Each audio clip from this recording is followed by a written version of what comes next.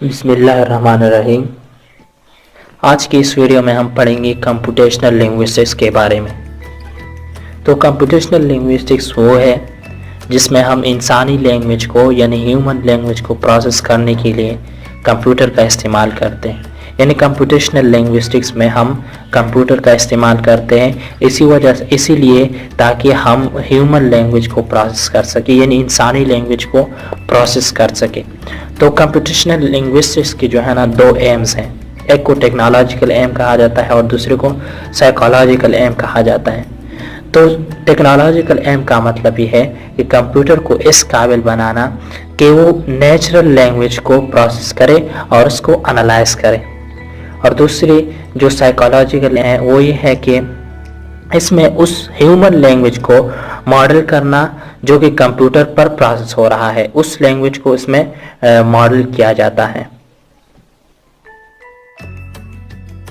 अब computational linguistics के 7 core areas है, यानी 7 कोर एरियाज है, जिसमें पहले एक नंबर पर है मशीन ट्रांसलेशन, दूसरा है स्पीच रिकॉग्निशन, तीसरा है टेक्स्ट टू स्पीच, चौथा है नेचुरल लैंग्वेज जनरेशन, पांचवा है ह्यूमन कंप्यूटर डायलॉग्स और छठा है इंफॉर्मेशन रिट्रीवल और सातवां है कंप्यूटेशनल मॉडलिंग।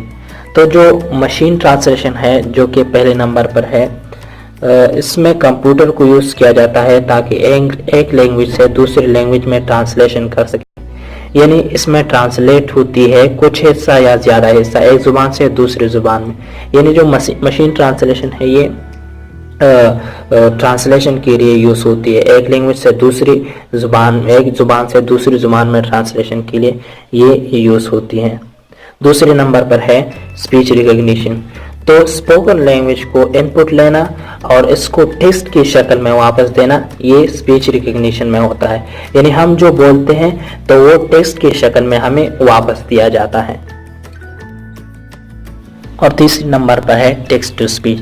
तो इसमें टेक्स्ट को इनपुट के तौर पर दिया जाता है और जवाब में स्पोकन लैंग्वेज हमें आउटपुट के तौर पर दिया जाता है। यानी हम जो टेक्स्ट देते हैं वो हमें स्पोकन फॉर्म में वापस कर देते हैं। और चौथे नंबर पर है नेचुरल लैंग्वेज जनरेशन NLG। तो इसमें आउटपुट लिंग्विस्टिक्स को नॉन लिंग्विस्टिक इनपुट से बना दिया जाता है। इसका मकसद ये होता है कि इंटरनल डेटा से नेचुरल लैंग्वेज बनाया जाए और प्रोड्यूस हो जाए।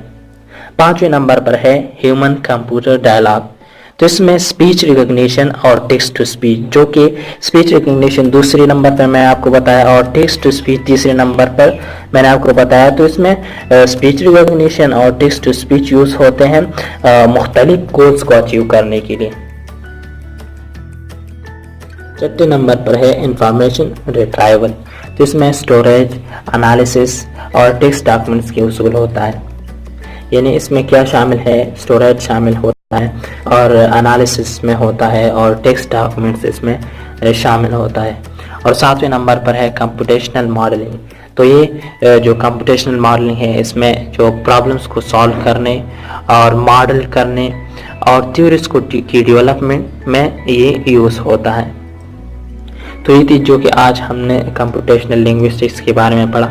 अगर आपको अच्छी लगी हो तो आपसे एक रिक्वेस्ट है आखिर में कि आप प्लीज़ हमारे चैनल को सब्सक्राइब करें, वीडियो को लाइक करें और शेयर करें। तो बहुत शुक्रिया।